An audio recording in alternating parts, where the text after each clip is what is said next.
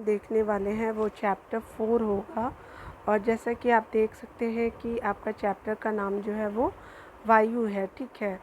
और ये कवर कर रहा है आपका क्लास जो है वो 7 का ज्योग्राफी सेक्शन को हम इसके अंतर्गत देख रहे हैं, ठीक है।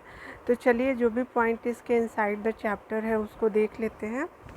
देखिए यहाँ पे क्या बोला जा रहा है, तो कह रहा है कि हमारी पृथ्वी जो है चारों ओर से वायु की घनी चादर से घिरी हुई है। यानी जो हमारी वायु से घिरी हुई हमारी पृथ्वी है, ठीक है।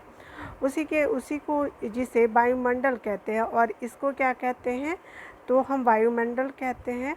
और पृथ्वी पर सभी जीव जीवित रहने के लिए वायुमंडल पर ही निर्भर है, ठीक है। जीव जंतु जितने भी हैं सभी वायुमंडल पर निर्भर करते हैं। यह हमें सांस लेने के लिए वायु प्रदान करते हैं एवं वायु की किरणों के हानिकारक प्रभाव से हमारा रक्षा करते हैं। हमारी क्या करते हैं कि हमारी जो अल्ट्रा वायलेट रेज़ है उससे हमारी रक्षा करते हैं, ठीक है। यदि सुरक्षा की यह चादर न हो तो हम दिन के समय सूर्य की गर्मी से तप्त होकर के जल सकते हैं एवं रात के समय ठंड से जम सकते हैं, ठीक है। तो दिन के समय भी हमको नुकसान होने वाला है और रात के समय भी नुकसान होने वाला अगर ये सुरक्षा की चादर ना हो, ठीक है। तो क्या होने वाला है, अतः यह वह वायु राशि है जिसने पृथ्वी के तापमान को रहने योग्य बनाया। यानी अगर ये हमारे पास नहीं होता तो पृथ्वी का जो टेम्परेचर अभी देखते हैं जो हमारे लिए मतलब योग्य है, जहाँ पे तापमान जो है ना तो गर्म है ना ही ज़्यादा ठंडा है, तो हम इसको यूटिलाइज़ कर पा रहे हैं जस्ट बिकॉज ऑफ ये चादर जो है तब, ठीक है। तो चलिए देखते हैं अगला क्या है कि वायुमंडल का संगठन को देखते हैं। यहाँ पे क्या है कि वायु का संगठन जो किया गया है वो देख लेते हैं कि क्या आप जानते हैं, बोला जा रहा है कि जिस वायु का उपयोग हम सांस लेने के लिए करते हैं वास्तव में वो अनेक वायु गैसों का मिश्रण है, ठीक है। जो हम वायु सांस लेने के लिए प्रयोग कर रहे हैं तो वो एक गैसों का मिश्रण नहीं, वो अनेक गैसों का मिश्रण है। जैसे नाइट्रोजन एवं क्या होता है कि ऑक्सीजन, ऐसी दो गैसें हैं जिनका वायुमंडल का बहुत बड़ा भाग बना हुआ है। यानी कहने का मतलब कि नाइट्रोजन और ऑक्सीजन वायुमंडल का बड़ा भाग बना हुआ है। उसी तरह से जो हमारे carbon dioxide, helium, ozone, argon और कार्बन जो आपका हाइड्रोजन कम मात्रा में पाई जाती है। यानी सबसे ज़्यादा नाइट्रोजन और आपका ऑक्सीजन, उसके बाद अन्य जो है वो पाया जाता है। जैसा कि आप ये चार्ट में देख भी सकते हैं कि 78% जो है वो नाइट्रोजन को लिए हुए हैं, 21% जो है ऑक्सीजन को है, और कार्बन डाइऑक्साइड कितना है तो 0.03 है, आर्गन कितना है तो 0.93 है और प्रतिशत में है ये सारे। और जो अन्य गैसें हैं जैसे आपका ओजोन हो गया, आर्गन हो गया, हीलियम हो गया, मतलब आपका आर्गन को छोड़ के, क्योंकि आर्गन जो है कितना है 0.93 है, हीलियम हो गया, ओजोन हो गया और हाइड्रोजन जो है वो अन्य सभी गैसों में आ जाएगा, ठीक है। चलिए आगे देखते हैं। यहाँ पे क्या बोला जा रहा है, तो कह रहा है कि इन गैसों के अलावा धूल के छोटे छोटे कण भी जो है हवा में मौजूद रहते हैं, ठीक है। और जैसे कि हम वित्त रेखा से देख सकते हैं, और इसी तरह से आप मेंस के लिए भी यूज़ कर सकते हैं फ्लो चार्ट। आपका देखिए नाइट्रोजन हो गया, वायु में सर्वाधिक पाई जाने वाली गैस है कौन, तो नाइट्रोजन जो है वो सबसे ज़्यादा है। जब हम सांस लेते हैं तब फेफड़ों में कुछ नाइट्रोजन भी ले जाते हैं, ठीक है। क्या होता है कि फेफड़ों में कुछ नाइट्रोजन भी ले जाते हैं और फिर उसे बाहर निकाल देते हैं, ठीक है, बाहर भी निकाल देते हैं। परंतु पौधों को अपने जीवन के लिए नाइट्रोजन की आवश्यकता जो होती है वो होती है, ठीक है। मतलब आपका क्या दिया हुआ है कि किसको होती है, तो पौधों को जीवन के लिए नाइट्रोजन की आवश्यकता होती है, ठीक है। लेकिन वो सीधे वायु से नाइट्रोजन नहीं ले पाते हैं कौन, तो पौधे जो होते हैं, मृदा एवं कुछ अन्य पौधों की जो जड़ों में रहने वाले जो जीवाणु वायु से नाइट्रोजन लेकर के इसका क्या करते हैं, स्वरूप बदल देते हैं, यानी नाइट्रेट में बदल देते हैं, जिससे क्या होता है कि पौधे इसका प्रयोग कर पाते हैं, ठीक है। नाइट्रोजन का प्रयोग जो होते हैं वो कर पाते हैं। उसके अलावा जो बोला जा रहा है, तो कह रहा है कि ऑक्सीजन वायु में प्रचुरता से मिलने वाली दूसरी गैस है। यानी पहली नाइट्रोजन और दूसरी कौन सी, तो ऑक्सीजन है। मनुष्य तथा पशु सांस लेने में वायु से ऑक्सीजन प्राप्त करते हैं, ठीक है। और क्या होता है कि वायु से जितने भी हम पशु पक्षी को देखते हैं, मनुष्य को देखते हैं, तो वायु से उनको ऑक्सीजन मिलता है, ठीक है। हरे पौधे हो गए प्रकाश संश्लेषण द्वारा ऑक्सीजन उत्पन्न करते हैं, यानी हरे पौधे किससे, तो प्रकाश संश्लेषण की क्रिया जो होती है उसके द्वारा ऑक्सीजन उत्पन्न करते हैं, ठीक है। तो ये आप देख सकते हैं। इस प्रकार जो है बोला जा रहा है कि ऑक्सीजन की मात्रा समान बनी रहती है। यदि हम वृक्ष काटते हैं तो यह संतुलन बिगड़ जाता है, और वृक्ष काटते हैं तो क्या होता है कि ये संतुलन ही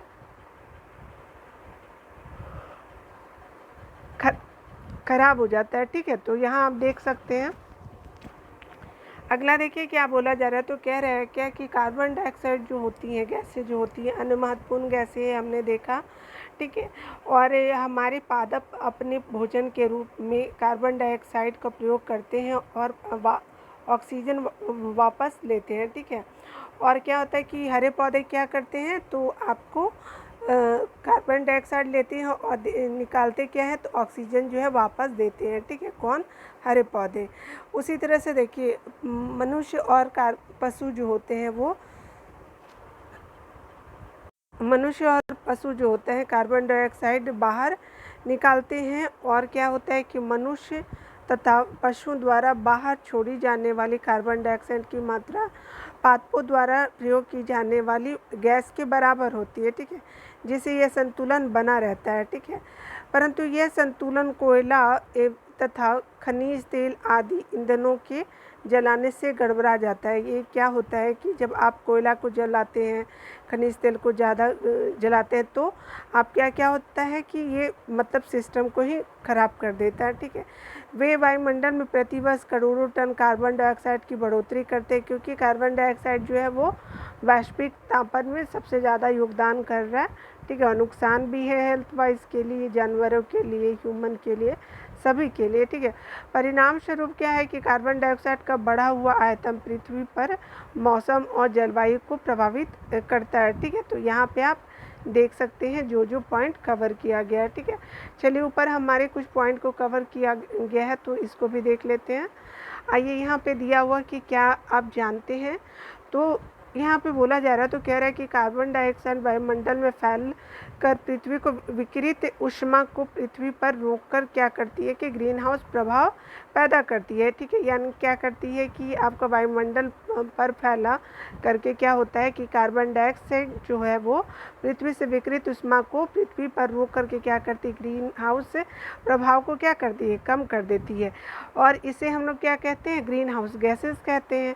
और इसके अभाव में धरती इतनी ठंडी हो जाती है कि इस पर रहना असंभव हो जाता है, ठीक है। किंतु अब जब कारखाने एवं कार के धुएं से वायुमंडल में इसका स्तर बढ़ता है, तब इस उष्मा के द्वारा पृथ्वी पर तापमान बढ़ता है। इसे भूमंडलीय तापन कहते हैं, ठीक है। यानी जब आप ज़्यादा जो कार से या कारखानों से जब धुएं निकलेंगे, तो क्या होगा कि ग्लोबल मतलब हमारा जो पृथ्वी का टेम्परेचर वो क्या हो जाता है, इंक्रीज़ यानी बढ़ जाता है, जिसको भूमंडलीय तापन कहते हैं, जिसको ग्लोबल वार्मिंग कहते हैं। तापन में इस वृद्धि के कारण पृथ्वी के सबसे ठंडे प्रदेश में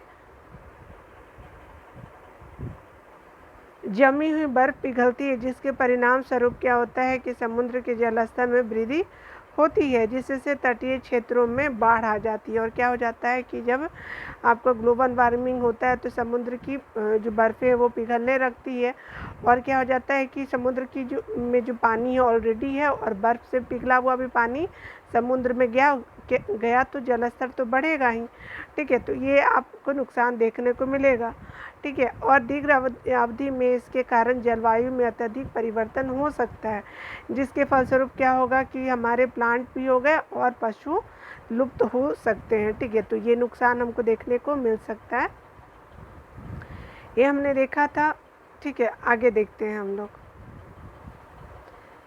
ये यहाँ पे कुछ पॉइंट है जिसको देख लेते हैं। क्या आप जानते हैं, बोला जा रहा है, तो कह रहा है कि जब वायु गर्म होती है तो क्या होती है, फैलती है, और हल्की होती है तो ऊपर उड़ती है, हल्की होकर के ऊपर उड़ जाती है।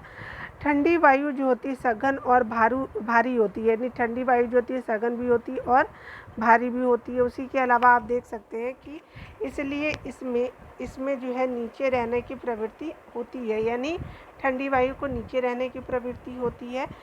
गर्म वायु के ऊपर उठने पर आसपास के क्षेत्रों में ठंडी वायु उत्पन्न रिक्त स्थान को भरने के लिए वहाँ आ जाती है, ठीक है। यानी जो है यहाँ पे बोला जाता है कि गर्म वायु के ऊपर उठने पर आसपास के जो क्षेत्रों में ठंडू वायु रिक्त स्थानों को भरने के लिए आ जाती है, ठीक है। गर्म हटी तो ठंडी आ गई, और क्या होता है कि वो जगह को तो भर देता है। इस प्रकार क्या होता है, वायु चक्र यानी आपका जो एयर साइकिल जो है वो चलता रहता है, ठीक है। तो ये हमने इसको भी देख लिया। यहाँ पे जितने भी पेपर की कटिंग आप देख सकते हैं कि top scientist offer way out of the global warming है। उसके अलावा जो वार्मिंग अनस्टॉपेबल है, यानी कहने का मतलब है कि CO2 का जो इमिशन हो रहा है, यानी जो निकल रहा है, तो आपका 800,000 हाई जो है 8 लाख के करीब ये क्या हो गया, हाई मतलब ज़्यादा बढ़ गया है, ठीक है। और उसके अलावा this winter was warmest on record USA का रिपोर्ट है, और ये जो दिखाया जा रहा है तो आपका ये सबसे एरिया जो होता है अफेक्टेड, ठीक है। ग्लोबल सनस्क्रीन लाइकली थिन्ड, ठीक है। ये जो ग्लोबल सनस्क्रीन है वो क्या हो रहा है कि पतला होते जा रहा है, जिसको ओजोन परत बोलते हैं, ठीक है। उसके अलावा जो है वो देखिए ग्लोबल वार्मिंग के बारे में डिटेल से यहाँ पे भी पेपर में छपी है। और ग्लोबल वार्मिंग जो है can bring back Jurassic era को आप देख सकते हैं, क्या जो जुरासिक टाइम था वो ग्लोबल वार्मिंग के कारण आ सकते हैं क्या। तो इसी तरह से आपको नुकसान देखने को मिलते हैं जब आप वायुमंडल में आपका जब ताप बढ़ता है, तो ठीक है। हर तरह से जानवरों के लिए भी हमारे लिए भी इम्पोर्टेंट हो जाता है, ठीक है। अगर आपसे एक रिक्वेस्ट करना है कि अगर आपने चैनल को सब्सक्राइब नहीं किया होगा तो प्लीज़ कर लीजिएगा, ठीक है। आप लाइक शेयर ऑल्सो कर सकते हैं, एंड आप मेरे चैनल को सपोर्ट कर सकते हैं, ठीक है। तो आपका वीडियो देखने के लिए बहुत बहुत थैंक यू, ठीक है। तो आप चलिए आगे पॉइंट को देख लेते हैं, ठीक है। वायुमंडल की संरचना को देखते हैं, ठीक है। तो यहाँ पे संरचना जो है, हमारा वायुमंडल 5 परतों में बटा हुआ है, यानी जो वायुमंडल का लेयर है वो 5 परतों में विभाजित है, जो पृथ्वी की सतह से आरंभ होती है, ठीक है। जो क्या होता है कि पृथ्वी की सतह से आरंभ होती है, ये क्या होता है, शोभ मंडल हो गया, समताप मंडल हो गया, मध्य मंडल, बाह्य मंडल और बरी मंडल आपको देखने के लिए मिलेगा। तो यहाँ पे हमारा क्या है, तो शोभ, समताप, मध्य, बाह्य और बही, एकदम बाह्य के बाद जो है वो बही मंडल आता है, ठीक है। तो आप देख सकते हैं। इसके अलावा देखिए यहाँ क्या है, तो यहाँ पे भी आप चित्रों को देख सकते हैं कि क्या है। तो आप देखिए यहाँ पे मैं थोड़ा दूर कर देती हूँ, ठीक है। तो आप देखिए यहाँ पे जो है आपका 10 यहाँ पे दिया हुआ है कि आपका शोभ मंडल है, जिसके बाद शोभ सीमा होती है, जहाँ पे माउंट एवरेस्ट वगैरह है। हवाई जहाज़ के लिए कौन सा जो है वो आपका लेयर चाहिए, तो समताप मंडल का देख सकते हैं, जिसको ओजोन लेयर कहते हैं। उसके अलावा क्या है कि समताप मंडल के बाद क्या है, तो समताप सीमा होती है। उसके बाद क्या है कि मध्य मंडल होता है। उसके अलावा क्या है कि आपको मध्य मंडल के बाद क्या होता है, तो मध्य सीमा होता है। मध्य मंडल के बाद क्या होता है, तो मध्य सीमा होता है, और मध्य सीमा के बाद बाह्य मंडल होता है, ठीक है।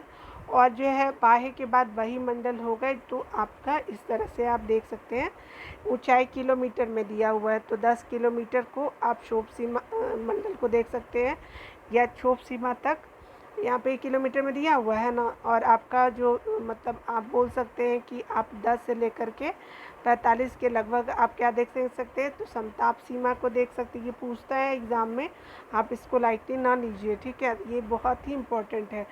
और 45 के बाद जब आप देखिएगा तो 85 के लगभग किलोमीटर तक आपको मध्य सीमा यानी मध्य मंडल देखने को मिलेगा, ठीक है। उसके बाद जो है 85 से के लगभग बाद आप देख लीजिएगा तो क्या है कि आपका 100 से ऊपर वाला एरिया जो होता है मध्य सीमा से लेकर के बही मंडल कहा जाएगा, ठीक है। वही बाह्य वायुमंडल, और 100 से जो बाहर चला गया वो बरी मंडल कहा गया, मतलब बिल्कुल बाहर, ठीक है। तो चलिए हम लोग देख लेते हैं शोभ मंडल को देख लेते हैं, जो हमने अभी देखा।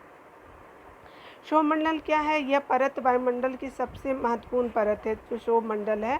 और इसकी औसत ऊंचाई कितनी है, तो 13 किलोमीटर है। हम किसी मंडल में मौजूद वायु में सांस लेते हैं, और इसी मंडल में जो हम लोग शोभ मंडल है उसी में हम लोग सांस लेते हैं। मौसम संबंधी भी घटनाएं होती हैं, वर्षा, कोहरा, ओला वर्षण, जो ओलावृष्टि होती है इसी परत के अंदर होती है। ठीक है, चलिए अगला देख लेते हैं। समताप है, तो समताप में क्या है, तो आप देखिएगा, तो समताप मंडल में जो क्षोभ मंडल के ऊपर का भाग समताप मंडल कहलाता है। ठीक है, यह लगभग क्या होता है कि 50 किलोमीटर की ऊंचाई तक फैला हुआ कौन, तो समताप मंडल। ठीक है, यह परत बादलों और मौसम संबंधी घटनाओं से लगभग मुक्त होती है। ये क्या होता है कि बादल हो गया या मौसम संबंधी घटनाओं से क्या हो जाता है, बिल्कुल फ्री होता है। इसके फलस्वरूप क्या है, जहाँ यहाँ की परिस्थिति हवाई जहाज़ उड़ाने के लिए आदर्श मानी जाती है, यानी क्षोभ मंडल की। ठीक है, हवाई जहाज़ जो आप यहाँ पे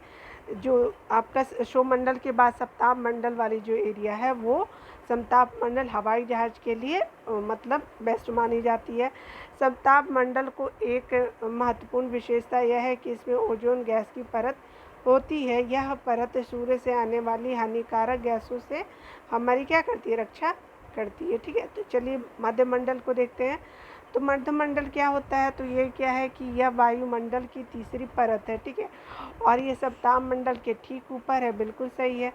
याद रखिएगा कि मध्यमंडल है वो कितने किलोमीटर तक फैली हुई है, तो ये 80 किलोमीटर की ऊंचाई तक फैली हुई है। और आपने क्या देखा है इसका, तो मैंने आपको यहाँ पे 50 किलोमीटर तक आपको समताप फैली हुई है। तो ये जो है आपका पूछा जाता है, आप जब बीपीएससी देंगे या फिर कोई भी आप उठा करके देख लीजिएगा, जो आपका यूपीएससी होता है उसमें ये आपका ऊंचाई पूछा जाता है। ठीक है, तो ध्यान दीजिएगा इस सब चीज़ों को।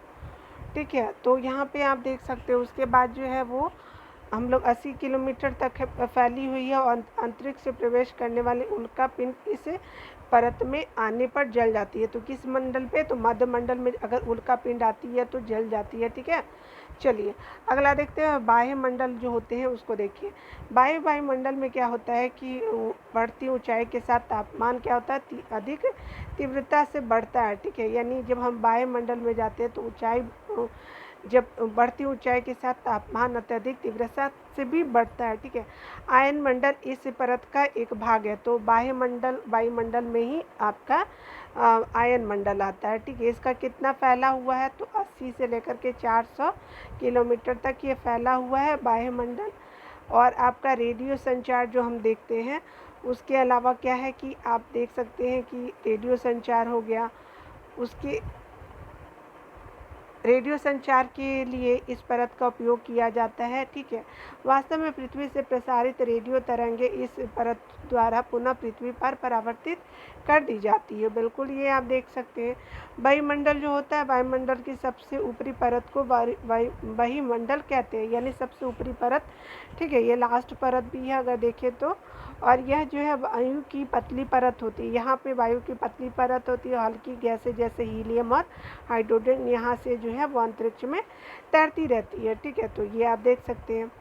अगला क्या बोला जा रहा है, तो कह रहे हैं कि मौसम और जलवायु क्या है। ठीक है, तो देख लेते हैं।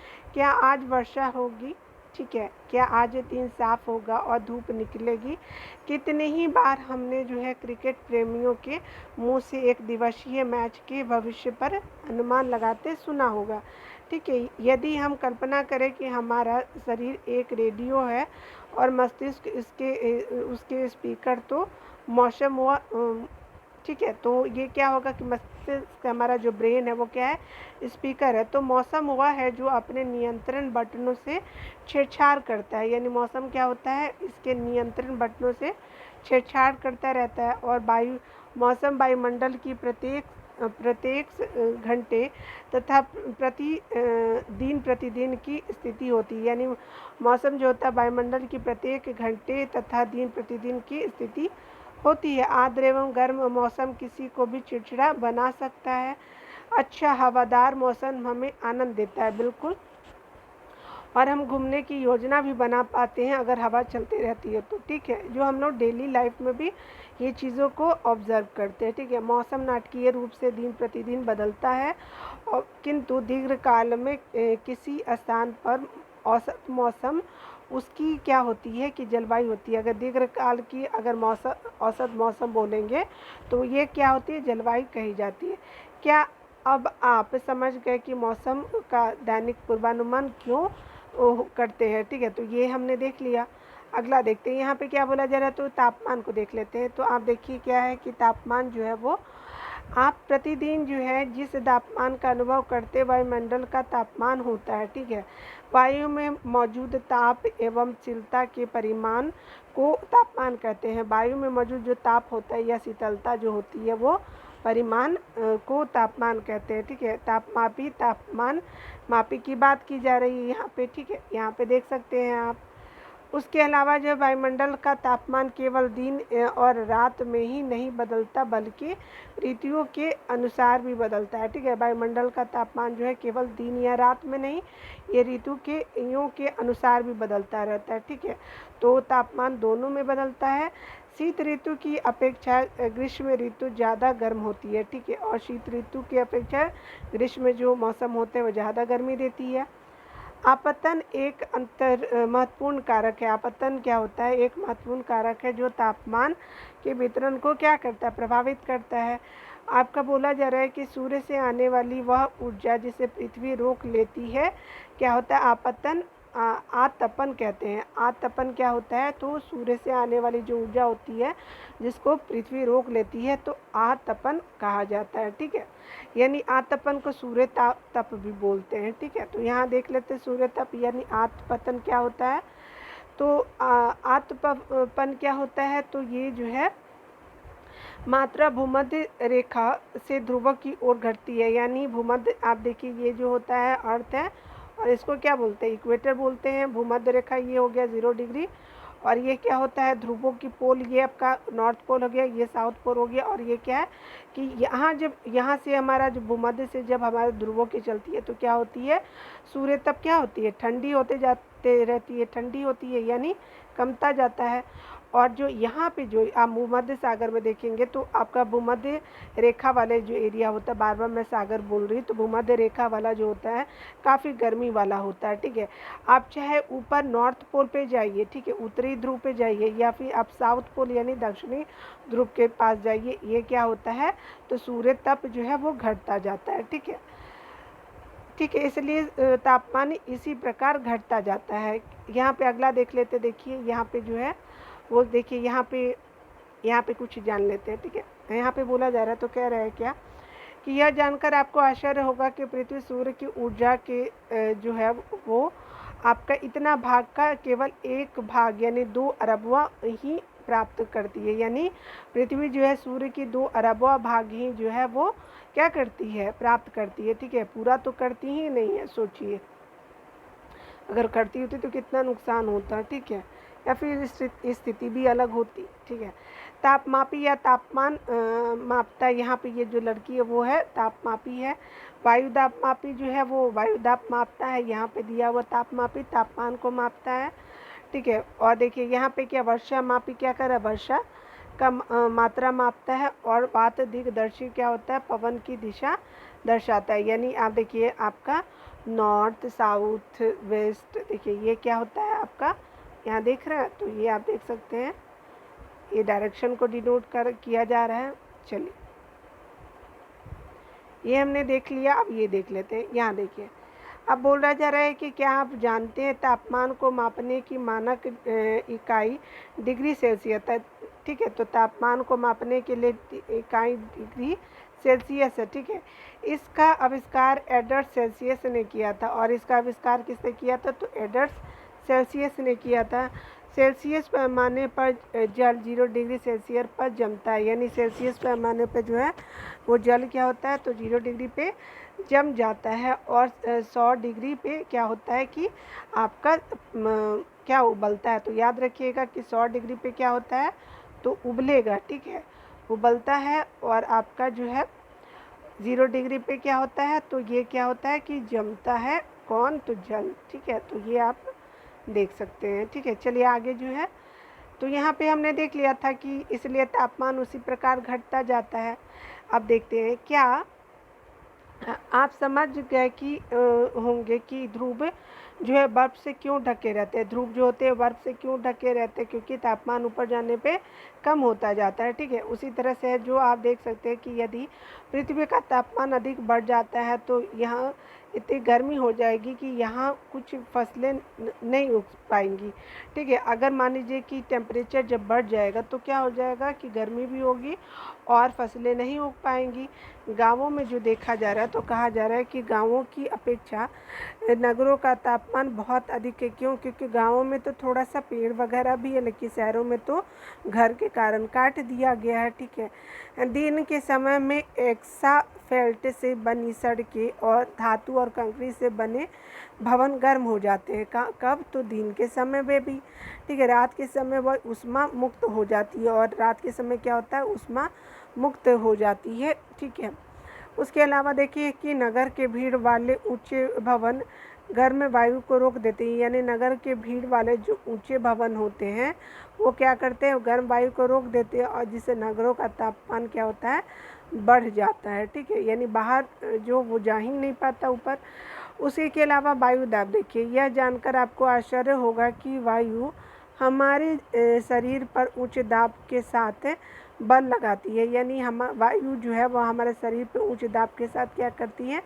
बल लगाती है, किंतु हम इसका अनुभव नहीं करते, बिल्कुल नहीं कर पाते। यह इसलिए होता है क्योंकि वायु का दाब हमारे ऊपर सभी दिशाओं से क्या होता है? लगता है, और हमारा शरीर विपरीत बल लगाता है। ठीक है, और हमारा बॉडी जो है वो विपरीत बल लगाता है। उसी के अलावा देख लेते हैं, पृथ्वी की सतह पर वायु के भार द्वारा लगाया गया दाब वायु दाब कहलाता है। यानी पृथ्वी की सतह पर वायु के द्वारा लगाया गया जो दाब होता है क्या होता है? वायु दाब कहलाता है। ठीक है, वायुमंडल में ऊपर की ओर जाने पर दाब तेजी से क्या होता है?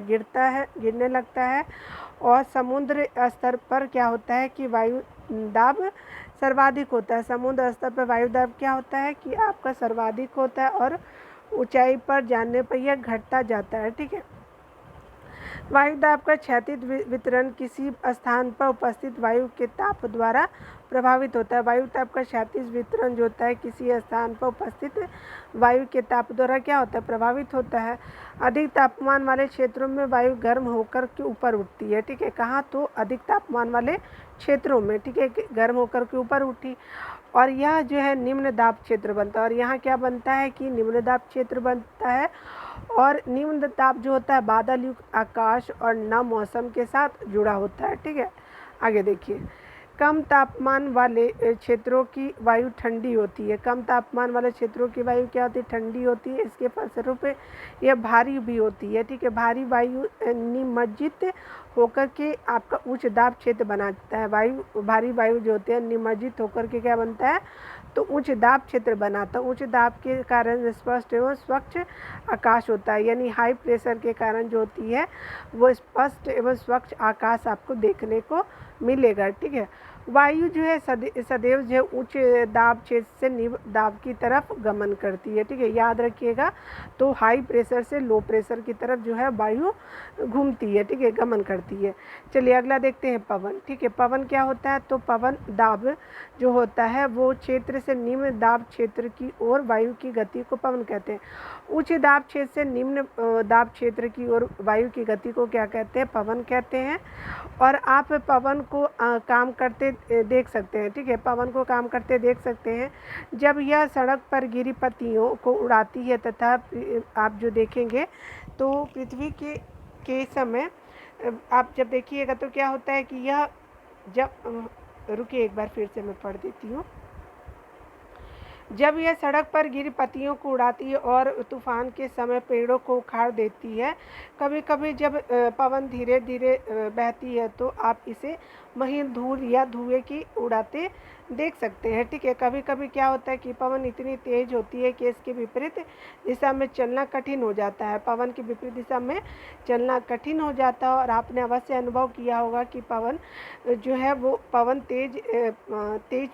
तेज पवन में छाता लेकर चलना असंभव हो जाता है। जैसे आंधी तूफान आता है तो आप देख सकते हैं उस समय क्या स्थिति होती है। ठीक है, तीन अन्य उदाहरण बताइए जब तेज पवन के कारण आपके लिए समस्या उत्पन्न होती है। तीनों प्रकार के विभाजित किया जा सकता है। पवन को मुक्तों कितने रूप में विभाजित किया जाता है? तो 3 रूपों में पवन को आप विभाजित कर सकते हैं। आगे देख लेते हैं।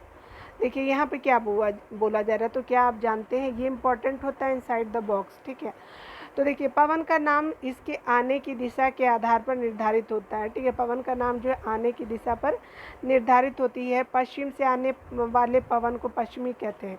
अगर पश्चिम, देखिए ये क्या होता है, उत्तर, दक्षिण, पूरब और पश्चिम। अगर कोई हवा पश्चिम से आती है तो पछुआ पवन कही जाती है, ठीक है। तो पवन कहते हैं, ये हमने देख लिया। ये देखिए अब स्थानीय पवन को देखते हैं, यानी क्या, यहाँ पे देखिए, यहाँ पे ये बॉक्स को देख ले तो उसके बाद आप देखिएगा क्या होता है। हम लोग साइड में पढ़ेंगे, ठीक है। ये मान लीजिए कि हमारी पृथ्वी है, ठीक है। तो ये क्या है, आप देख सकते हैं इसको क्या किया गया है, तो प्रमुख वायुदाब पेटियों को बांटा गया है, ठीक है। तो ये क्या है कि आपका जो 0 डिग्री बीचों बीच हमने, ये हमारा उत्तरी ध्रुव हो गई और ये दक्षिणी ध्रुव हो गई, और ये जो है हम क्या 0 डिग्री जो है वो भूमध्य रेखीय निम्नदाब यानी जिसको डोलड्रम कहते हैं, ये आपका हो गया, ठीक है। ऐसा कुछ होता नहीं है, हम समझने के लिए इसका डिनोट करते हैं 0 डिग्री से, ठीक है। जब देखिए हमारी क्या होती है कि हमारी जो दक्षिणी पूर्वी पवनें जो होती हैं, तो ये क्या होती है कि दक्षिण से ये चलती हैं, ठीक है। और ये क्या है, जो रेखा है वो आपकी मकर रेखा होती है, जो भूमध्य सागर से दक्षिण की तरफ होती है, और भूमध्य सागर से हमारी जो उत्तर की तरफ होती है वो कर्क रेखा जानी जाती है। और कितने डिग्री, तो 23.5 डिग्री उत्तरी को कहते हैं, और 23.5 डिग्री दक्षिणी को कहते हैं, ठीक है। आप देख सकते हैं। उसी के अलावा जो है आप यहाँ पे भी देखिए कि आपका जो है, आपका उत्तर पूर्वी जो पवनें हैं वो क्या है, तो आप देख सकते हैं कि ऊपर से हमारी नीचे की तरफ आ रही हैं, ठीक है।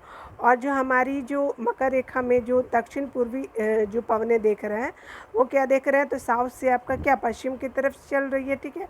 उसके अलावा जो है उपोष्ण उच्च दाब यानी हॉर्स अक्षांश बोलते हैं आपका नीचे वाले जो दक्षिणी वाले पार्ट है, और यही आपका ऊपर में भी होता है। तो उपोष्ण जो है वो आपका ये दोनों एरिया होता है, तो उत्तरी भी होता है और दक्षिणी में भी आप देख सकते हैं। चलिए अगला क्या होता है कि सनातनी पवनें जो देखते हैं, तो आपकी सनातनी पवनें क्या होती है, तो आपका जो उपोष्ण उच्च दाब जो होता है वो आपके उत्तरी वाली भी सनातनी पवनें चलती है, और आपका सनातनी पवनें दक्षिण के तरफ भी चलती है। और याद रखिएगा कि 30 डिग्री दक्षिणी उपोष्ण उच्च दाब यानी हॉर्स पावर को आप दिखा सकते हैं, हॉर्स अक्षांश को दिखा सकते हैं, और वही जो होती है उपोष्ण जो होती है आप उत्तरी वाली भी एरिया में देख सकते हैं। 30 डिग्री उत्तरी, खाली दक्षिण और उत्तरी है, ठीक है। अब चलिए अब यहाँ देखते हैं क्या है, तो आपकी सनातनी पवनें जो है वो 35 डिग्री उत्तरी से लेकर के 60 डिग्री उत्तरी के मध्य आप देख सकते हैं, और ये सनातनी पवनें आप देखिए, ठीक है। और उसी तरह से जो ध्रुवीय पूर्वी पवनें हैं वो क्या है, तो आपका पोल से जो है नीचे आ रही है, ठीक है। और सनातनी पवनें की बात क्या है, तो अध्रुवीय निम्न दाब वाला क्षेत्र होता है और ध्रुवीय पूर्वी पवनें वाले क्षेत्र होते हैं। वही आप नीचे भी देखेंगे, तो आप देखिए जब आप एक 0 डिग्री मेज़र करते हैं भूमध्य रेखीय निम्न दाब, उसके ऊपर जो होता है कर्क रेखा हो गया, उत्तरी पूर्वी व्यापारिक पवनें इसमें चलती हैं, ठीक है। और याद रखिएगा कि उपोष्ण उच्च दाब होती है, सनातनी पवनें होती हैं, उसके बाद उपध्रुवीय पवनें निम्न दाब होते हैं, और ध्रुवीय पवनें आप देख सकते हैं आपका 60 डिग्री उत्तरी से लेकर के आपका 90 डिग्री उत्तरी तक ध्रुवीय पवनें चलती है, ठीक है। उच्च दाब जो होता है बिल्कुल 90 डिग्री उत्तरी होती है। और वही चीज़ें जो है आप देखिए यहाँ पे भी क्या होता है, तो मकर रेखा को देखिए, मकर रेखा में क्या बताया गया है, तो यहाँ जो है वो आपका 23.5 डिग्री जो है दक्षिणी अक्षांश जो है उसके बराबर आप उपोष्ण उच्च दाब को देख सकते हैं, 30 डिग्री दक्षिणी में है। और उसके बाद उपोष्ण जो हमने नॉर्थ में देखा था, उत्तर में देखा, तो वही हमने दक्षिण में भी 35 डिग्री दक्षिण को देखेंगे, खाली दक्षिण है और ये उत्तर है, ठीक है। वही सेम कंडीशन होती है जो उत्तर में देखते हैं। और फिर दक्षिण 60 डिग्री दक्षिण देखते हैं हम लोग, जो है आपका पोल से लेकर के दक्षिणी पोल से लेकर के ध्रुवीय पूर्वी पवनें चल रही है, और नीचे भी 90 डिग्री दक्षिण है, ऊपर 90 डिग्री उत्तरी है, ठीक है। चलिए आप देख सकते हैं यहाँ पे थोड़ा सा मैं दूर कर देती हूँ, ठीक है। चलिए स्थानीय पवनें क्या होती है, मौसमी पवनें क्या होती है उसको देख लेते हैं, ठीक है। जो हमारी बोला जा रहा है, तो कह रहा है क्या कि जो हमारी स्थानीय पवनें होती है वो व्यापारिक पश्चिम और पूर्वी पवनें स्थानीय पवनें होती है, यानी व्यापारिक जो पश्चिम और पूर्वी पवनें जो होती है वो क्या होती है, तो स्थानीय पवनें होती है। ये वर्ष भर लगातार निश्चित दिशा में चलती है, यानी स्थानीय पवनें क्या होती है, वो निश्चित दिशा में सालों भर चलती है। मौसमी पवनें क्या होती है, तो मौसमी पवनें जो होती है, ये पवनें विभिन्न ऋतुओं में अपनी दिशा बदलती रहती है मौसम के अनुसार। और क्या होता है कि उदाहरण के लिए भारत में मानसूनी पवनें जो होती है मौसमी पवनें के उदाहरण है, ठीक है। स्थानीय पवनें क्या होती है, तो ये जो पवनें होते हैं किसी छोटे वर्ष क्षेत्र में वर्ष या दिन के किसी विशेष समय में चलती है। स्थानीय पवनें जो होती है, उदाहरण के लिए जो स्थल एवं समुद्र समीर जो होती है, स्थल समीर और समुद्र समीर जो होती है, वो स्थानीय पवनें का एग्जाम्पल है। क्या आपको भारत के उत्तरी क्षेत्र को गर्म और शुष्क स्थानीय पवनें याद है, तो आप जिसे लू कहते हैं, ठीक है, तो उत्तरी भारत में आप लू को देख सकते हैं, ठीक है। चलिए, तो ये हमने वायुदाब पेटियाँ देखा। और याद रखिएगा कि ये जो इम्पोर्टेंट होता है ना 23.5 डिग्री दक्षिणी, ठीक है, और आपका 30 डिग्री दक्षिणी, तो ये पूछता है कि उपोष्ण का कितना डिग्री है, वैसे सनातनी पवनें जो कितने से कितने के बीच चलती है। उसके अलावा अध्रुवीय निम्नदाब जो होता है वो कितनी होती है, उच्च दाब वाला क्षेत्र कितना डिग्री को डिनोट करता है, तो ये आप याद रखिएगा, ठीक है। चलिए, चक्रवात जिसको आप कहते हैं, आप प्राकृतिक आवेश जिसको कहते हैं, अभी जो आपने देखा कि बिरप ज्वाय जो आया था, ठीक है, तो ये एक तरह का क्या था, बांग्लादेश के द्वारा नाम दिया गया था और इसने भी काफ़ी तबाही जो है वो गुजरात में फैलाई है। उसके अलावा गुजरात के बाद आपका क्या हुआ है कि आपका राजस्थान में इसने भी आपका नुकसान पहुंचाया है। उसके अलावा जो है गुजरात में आप देख सकते हैं कि बिपरजॉय जो है वो 1000 जो है घरों को, ऐसा 1000 से ज़्यादा ही घरों को इलेक्ट्रिसिटी जो है वो ठप हो गई है, ठीक है। तो ये सब जो है वो आप चक्रवात से प्राकृतिक आवेश को नुकसान को देख सकते हैं। चलिए देख लेते हैं हमारा क्या बोला जा रहा है। तो कहा जा रहा है क्या कि भारत के पूर्वी समुद्री तट पर स्थित उड़ीसा में बंगाल की खाड़ी से उठने वाले चक्रवात का खतरा बना रहता है। तो देखिए मैं मैप बना देती हूँ। ये जो होता है इंडिया, ये इंडिया है, और ये जो है आप नॉर्थ ईस्टर्न स्टेट आप देख सकते हैं। उसी तरह से देखिए ये क्या है, बंगाल की खाड़ी है, बंगाल की खाड़ी है, और उड़ीसा जो है इस आपका पूर्वी क्षेत्र में है, और ये अरब सागर को डिनोट करता है, अरब सागर को डिनोट करता है।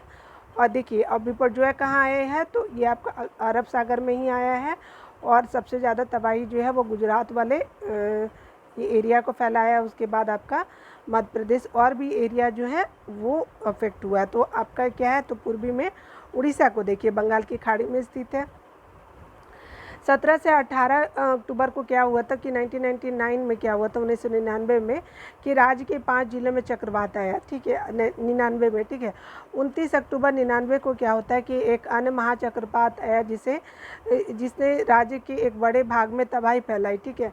मुक्त पवन का वेग, वर्षा और ज्वारीय प्रतिक्रियाओं से हानियाँ हुई, ठीक है, यानी ज्वारीय जो बढ़ोतरी हुई उससे क्या हुआ कि नुकसान हुआ, ठीक है। हवाएं कितनी चली, तो पवन जो था वो 260 किलोमीटर प्रति घंटे की रफ्तार से चली। पवन 36 घंटे से ज़्यादा समय तक चलती रही, और 36 घंटे तक सोचिए, हम 24 घंटे में परेशान हो जाते, ये तो 26 घंटे जो है वो ज़्यादा चली, और आप जोड़ लीजिए, ठीक है। तो हवा की स्पीड कितनी थी, 260 किलोमीटर प्रति घंटा, ठीक है। काफ़ी नुकसान हुआ होगा, ठीक है। अगला क्या बोला जा रहा है, तो कह रहा है कि तीव्र वेग वाली इस पवन से पेड़ों को उखाड़ दिया और कच्चे घरों को नष्ट कर दिया, ठीक है। अनेक औद्योगिक भवन एवं अन्य घरों की छत भी उड़ गई। विद्युत आपूर्ति और टेलीफोन लाइनें पूरी तरह से क्या हो गई, कट गई। चक्रवात के फलस्वरूप क्या हुआ कि लगातार 3 दिनों तक भारी वर्षा होती रही, और इस वर्षा के कारण क्या हुआ कि उड़ीसा की प्रमुख नदियां बाढ़ आ गई। और क्या हुआ कि वर्षा होती रही 3 दिनों तक, चक्रवाती वर्षा भी होती रही, और जो नदियां थी वहाँ की, और सब जो नदियां थी महानदी वगैरह, उसके अलावा भी छोटी छोटी बहुत नदी थी, वहाँ पे बाढ़ आ गई, ठीक है। क्या हुआ कि चक्रवाती पवनों के कारण ठंडी जो आपकी ज्वारीय तरंगे स्थल पर 20 किलोमीटर तक आ गई, ठीक है, यानी जो अंदर भी आ गई, तो ज्वारीय तरंगे जो थी वो आपके मतलब लैंड वाले 20 किलोमीटर के अंदर आ गई, ठीक है। और समुद्री तटीय क्षेत्रों में भयानक तबाही हुई, ठीक है, यानी देख सकते हैं चक्रवात जो है वो कितना नुकसानदायक है। घर के ऊपर भी आप देख सकते हैं।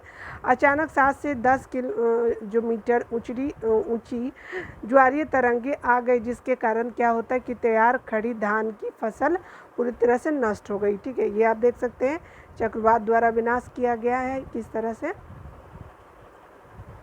यहाँ देखिए अभी तो मतलब गवर्नमेंट जो है वो सेफ्टी प्रदान करती है, वहाँ से इंसानों को हटा दिया जाता है। ठीक है, तो इसलिए सिर्फ मतलब सामानों की बर्बादी होती है, इंसानों की थोड़ी कम हो जाती है। ठीक है, लेकिन जो लोग वहाँ रहते हैं उनको तो होती ही है। उसकी भरपाई कैसे कम किया जाए, ये सोचने वाली बात है। ठीक है, 25 अक्टूबर क्या हुआ कि 1999 में पूर्वी पोर्ट ब्लेयर के निकट थाईलैंड की खाड़ी में अवदाव के कारण क्या हुआ कि चक्रवात उत्पन्न हुआ। यानी ब्लेयर जो है, आप देखिए इधर ही जो है पोर्ट ब्लेयर छोटे छोटे जो बना हुआ है, तो अंडमान और निकोबार वाला, यह धीरे धीरे क्या हुआ कि उत्तर पश्चिम दिशा में बढ़ने लगा, ऊपर की तरफ बढ़ने लगा। गहन होकर के इसने महाचक्रवात का रूप धारण कर लिया और 29 अक्टूबर को सुबह 10:30 बजे उड़ीसा के इरिसामा और बालीकुड़ा के बीच के क्षेत्र को प्रभावित किया। यानी पूर्वी जो स्थित हमारा उड़ीसा उसको अफेक्ट किया।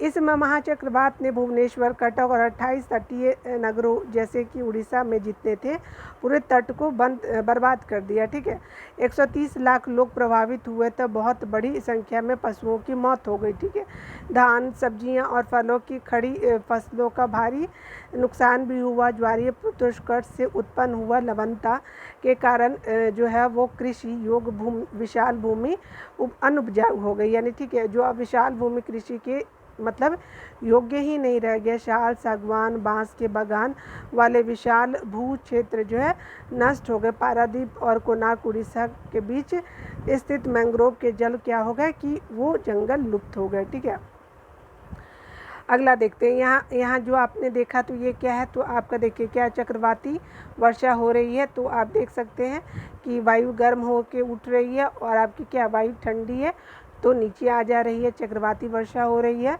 और ये क्या है, तो देखिए आर्द्र वायु आप देख रहे हैं, तो पर्वतीय क्षेत्रों में हमको चक्रवाती वर्षा इस तरह से आप देखते हैं आर्द्र वायु जो है पर्वतीय क्षेत्रों में देखने को मिल रही है। उसके अलावा जो है आप देख सकते हैं कि संवहनीय वर्षा जो है, तो क्या हुआ कि जो आपका गर्म हो करके क्या हुआ, वायु ऊपर उठी और फिर बारिश के रूप में संवहनीय वर्षा में आप देख सकते हैं। तो वर्षा के प्रकार आप देख सकते हैं, तो आपने देखा कि यहाँ पे चक्रवाती वर्षा हो गई, पर्वतीय वर्षा हो गई और संवहनीय वर्षा हो गई। ठीक है, तो चलिए अगला देखते हैं हम लोग, आर्द्रता को देख लेते हैं। आर्द्रता किसको कहते हैं, तो देखिए क्या होता है कि जब जल पृथ्वी एवं विभिन्न जलाशयों से वाष्पित होता है तो यह जलवाष्प बन जाता है। यानी जल जो होता है पृथ्वी पर विभिन्न जलाशयों द्वारा वाष्पित होता है, गर्म होता है, क्या होता है, जलवाष्प बन जाता है। वायु में किसी भी समय जलवाष्प की मात्रा को आर्द्रता कहते हैं। वायु में किसी भी समय जलवाष्प अगर रहेगा तो आर्द्रता इसको बोलेंगे। ठीक है, अगला देखिए क्या बोला जा रहा है, तो बोला जा रहा है कि जब वायु में जलवाष्प की मात्रा अत्यधिक होती है तो उसे हम आर्द्र दिन कहते हैं। यानी जलवाष्प की मात्रा अगर ज़्यादा होगी तो आर्द्र दिन कहेंगे। जैसे जैसे वायु गर्म होती है इसकी जलवाष्प धारण करने की क्षमता क्या होती है, बढ़ती रहती है और यही क्या होती है कि इस प्रकार यह और अधिक आर्द्र हो जाती है। ठीक है, आधे दिनों में कपड़े सूखने में काफ़ी समय लगता है। ठीक है, एवं हमारे शरीर में पसीना आसानी से नहीं आ पाता और हम असहज महसूस करते, बेचैनी होता है हमारे अंदर। ठीक है, जब जलवाष्प ऊपर उठता है तो यह ठंडा होना शुरू हो जाता है। यानी जलवाष्प ऊपर उठता है तो ठंडा होना शुरू हो जाता है। जलवाष्प संघनित होकर ठंडा होकर जल की बूंदों के रूप में होती है, अब जमीन तक आती है बारिश के रूप में। बादल इन्हीं जल बूंदों का ही एक समूह है। बादल जो है इन्हीं जल बूंदों का समूह होता है, यानी इकट्ठा हुआ है। ठीक है, जब जल की ये बूंदें भारी होती है, तो जब जल की ये बूंदें इतनी भारी होती है कि वायु में तैर न सके तब वे वर्षण के रूप में नीचे आ जाती है। ठीक है, यानी वायु के रूप में अगर नहीं तैर पाएगी, यानी वायु जो जल है वो क्या हो जाती है कि भारी हो जाती है बूंदें, तो क्या हो जाती है कि वर्षा होने लगती है। ठीक है, उसके बाद देखिए क्या है कि आकाश में उड़ते हुए जेट हवाई जहाज अपने पीछे सफ़ेद पथ चिन्ह छोड़ते हैं। ठीक है, इनके इंजनों से निकली नमी संघनित हो जाती है और वायु के गतिमान न होने की स्थिति में यह संघनित नमी कुछ देर तक पथ के रूप में दिखाई देती है। ठीक है, अगला देखते हैं यहाँ क्या बोला जाए तो कह रहा है कि पृथ्वी पर जल के रूप में गिरने वाला वर्षण वर्षा कहलाता है, यानी पृथ्वी पर जल के रूप में गिरने वाले वर्षण जो होते हैं वर्षा कहलाते हैं, ठीक है। ज़्यादातर भौम जल वर्षा जल से ही प्राप्त होता है, यानी भौम जल जो है वो वर्षा जल से ही जो हम प्राप्त करते हैं। पौधे जल संरक्षण में मदद करते हैं। पौधे क्या होते हैं तो जल संरक्षण में मदद करते हैं। जब पहाड़ी पार्श्वों से पेड़ काटे जाते हैं तब वर्षा जल अनावृत पहाड़ों से नीचे गिरते हैं, यानी पहाड़ी पार्श्वों से पेड़ काटे जाते हैं तो वर्षा क्या होते हैं कि नीचे आ जाते हैं, ठीक है, होने लगती है, एवं निचले इलाके में बाढ़ का कारण बनता है, ठीक है। क्रियाविधि आधार पर वर्षा के 3 प्रकार हैं। तो वर्षा के 3 प्रकार हैं, कौन कौन से? सामान्य वर्षा, पर्वतीय वर्षा और चक्रवाती वर्षा अभी हमने देखा है, ठीक है। चलिए यहाँ क्या है तो वर्षण को देख लेते हैं। तो यहाँ वर्षण किसको कहते हैं तो चलिए देख लेते हैं। वर्षण जो होता है वो क्या होता है कि आपका वर्षण के दूसरे रूप हिम सहिम जो होते हैं वृष्टि और ओला है, ठीक है। वर्षण के दूसरे रूप जो होता है हिम सहिम वृष्टि ओला होता है, ठीक है, ये बोलते हैं, ठीक है। आगे देखते हैं। पौधे और जीव जंतुओं के जीवित रहने के लिए वर्षा बहुत इम्पोर्टेंट है, हमारे लिए भी बहुत इम्पोर्टेंट है और पौधे के लिए भी। इससे धरातल को ताज़ा जल प्राप्त होता है और वर्षा कम हो तो जल की कमी और सूखा हो जाता है, ठीक है। फ्रेश वाटर हमको बारिश से ही तो मिलती है, ठीक है। इसके विपरीत अगर वर्षा अधिक होती है तो बाढ़ आ जाती है, ठीक है, वो भी नुकसान होता है हमारे लिए भी और जानवरों के लिए और ज़मीन के लिए भी, ठीक है, क्योंकि नदियाँ वगैरह क्या हो जाती है ओवरफ्लो होने लगती है, ठीक है। तो इस तरह से हमने जो है ये वायु को भी आज देख लिया और आप जो है आप लाइक शेयर और सब्सक्राइब कर लीजिएगा।